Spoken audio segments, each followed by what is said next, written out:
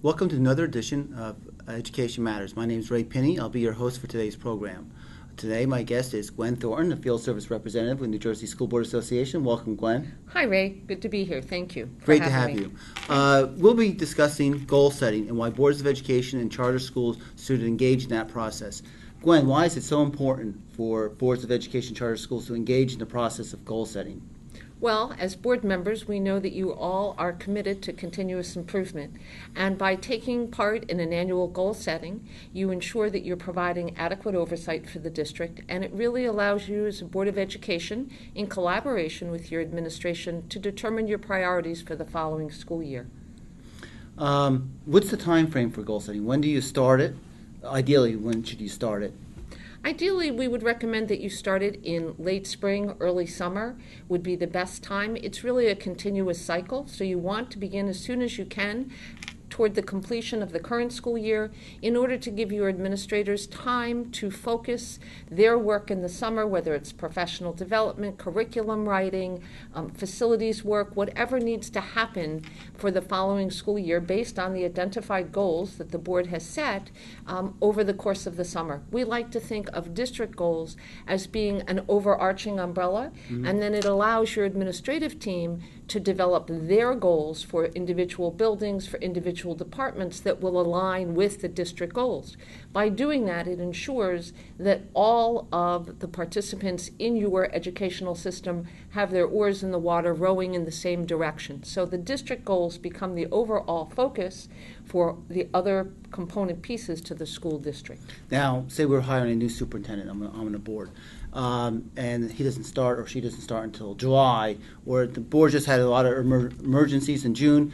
Is it okay if we get a late start? Is better late than never? Better late than never, absolutely. If you don't get to it till August, your administration is not going to have as much time, but certainly you want to have those goals in place by September.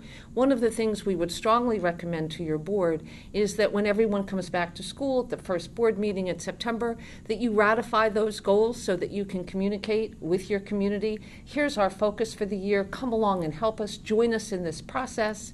And so you really want to make sure that you have those goals in place because it's going to drive the work of the board.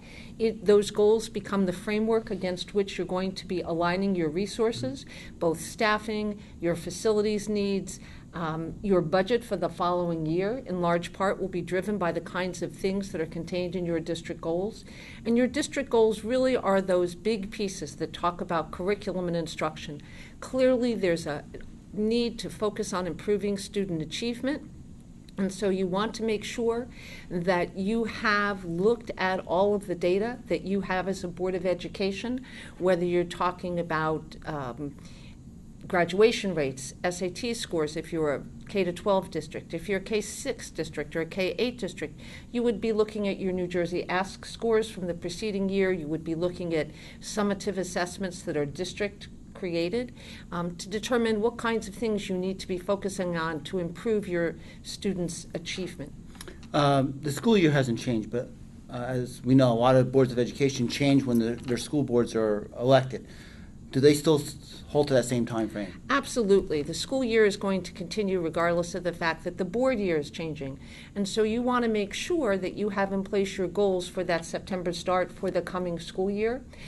So while you have new board members that will be coming on in a lot of districts in January, what you could do then is simply to, when you orient your new board members to the board, is to go over the goals, say, here's why we decided on these goals, here's the information that we had, here's the progress that we've made. Once those goals are decided upon by the Board of Education in collaboration with your administration, the administration will develop action plans. Those action plans will include benchmarks or indicators of success with very clear timelines for achieving the district goals.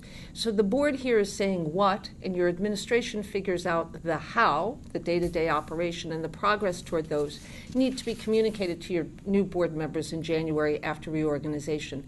And you will continue to monitor the goals and the progress toward the district goals. Ideally, boards should be getting updates at least quarterly on the progress that's being made toward those goals for the district, and then you as a board hold the superintendent accountable at the time of the annual evaluation, which in spite of the election changing, is still statutorily required by April the 30th. So the superintendent is held accountable for the progress of the entire district in terms of making progress toward achieving those goals in the April timeframe. Let's back up, because you talked about the calendar a little bit. Do you have a special meeting to just discuss this, and should there be a consensus on what these goals are? Absolutely.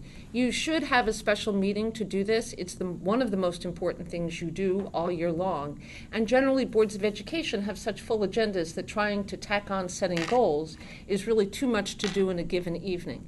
Many boards will invite their administrative team, the cabinet. Some boards will invite their principals, because you really want to talk about where we are now, set a baseline, where we are now, identify what we're doing really well, and then identify those areas where we need to do some additional work. So you're going to be looking at all kinds of data, and generally that takes some amount of time, and you really don't want to rush through this process. You need to have a very thoughtful discussion around where we are, where we would like to be, and then you charge the administration with taking us to that place and time. So having a special meeting is probably a very good idea, and your field service rep would be happy to come out and facilitate that process, because you as a board are going to have to come to agreement around what are those areas where we really want to shine a light and focus, and then really hone in on moving the district forward. I understand the goals are very important. They have to be measurable, because you were talking about benchmarks before. How do you word that, or what's a good example of that? Very often we talk about a goal being a SMART goal. That would be an acronym. The S in SMART being for very specific. So, for example, if your administration identifies that perhaps you are not making significant progress in the area of mathematics at the primary school level, that might be an area of focus. Or perhaps the district really needs to focus on improving writing across the curriculum. You're going to be getting data as a board member that will demonstrate that those are areas of concern, and so you're going to have to come to consensus together. So you want to make sure your district goals are specific enough and that it's something that you can adequately measure. You want to make sure that they are, and the A in the SMART acronym used to stand for attainable. I like to think of them as achieve and focus on student achievement. We need to be accountable to our communities, and that accountability is finding expression in all of the pieces that are going on in the state of New Jersey right now. EE4NJ, when you talk about teacher evaluation, the implementation of the Common Core Standards, the change to the PARC assessments, all of those are going to help us as districts to be more accountable to our communities, but they all focus on student achievement. And then they need to be reasonable enough. Some goals in a district are going to be multi-year goals, because very often it's going to take more than 1 year to be able to make the kind of progress that you really have identified you need to make. So you need to make sure that your goals are reasonable. You don't want to set anyone up for failure. You want to set the district up for success. And then there need to be timelines so that and that's the T in the word SMART, so that there are very specific indicators of success that you will look at as a board to be able to determine if you are indeed making progress that you want to make. So you want to make sure that your goals are specific, that they're measurable, and there are all different ways to measure goals. One way would be on standardized assessments, but there are all kinds of other ways to look at a district goal. School culture, we know, second to quality of instruction, makes the hugest difference in improving student achievement. So how would you have a deliverable that you could measure around the area of school culture? Well, you might want to look at your participation rates in your co-curricular programs. You might want to look at your student and staff absentee rate to see, is this a good place to work? Is this a good place to learn? So those are different kinds of data points that you could look at that are measurable to see if you are indeed making progress in those areas that you have set district goals.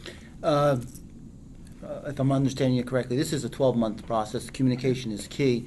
Is it possible that in December the board gets a report from the administration and you're not going to be able to attain this goal? Maybe the goal was too ambitious, or maybe you didn't have the staffing, whatever. Is there ways that you can tweak it halfway through the year? Absolutely, and that's why it's so critical that a board get at least quarterly updates on progress toward achievement of goals. Sometimes there are conditions that occur in a school district that are beyond our control. This past year, for example, we had the hurricane that came in, and for a number of districts, they had to take schools offline and relocate whole buildings of students. So clearly, when you have those kinds of circumstances that are unanticipated, it's going to impact on what you're able to do in a given school year. So if you're having those conversations with your administration throughout the course of the year, or let's say, for example, you get an unanticipated over-enrollment at a particular grade and you need to hire another staff member, or you need to provide another support member in a classroom, those are the kinds of things that if you know and you're given that update, you can make the adjustments in those goals so that you can be, again, reasonable. The goal here really overall is to make progress, okay, is to continually improve. So boards of education not only have a responsibility to be cheerleaders for the good kinds of things that happen in their district, but they also need to be truth tellers. So if there's something that has popped up that was unanticipated, or a condition that now prevails that didn't prevail before, then they need to be honest and direct, accountable to their community, to the staff, to the kids, and make those adjustments moving forward. As I looked through this, it's really almost hard to separate the CSA evaluation and goal setting. You need to do both of them. They're intertwined. They're absolutely intertwined, and the superintendent evaluation by statute actually says that the Board of Education must evaluate the superintendent based on progress toward achievement of district goals. It's right in 18A. And so it becomes a very good objective evaluation instrument to look at when you are talking about your annual superintendent evaluation. It ties directly back to their overall responsibility for running the district and making sure that the district is well run. As we go into the goal setting season, I have one last question. Sure. How many goals should we have? Do we need 20 goals? Should we have one goal?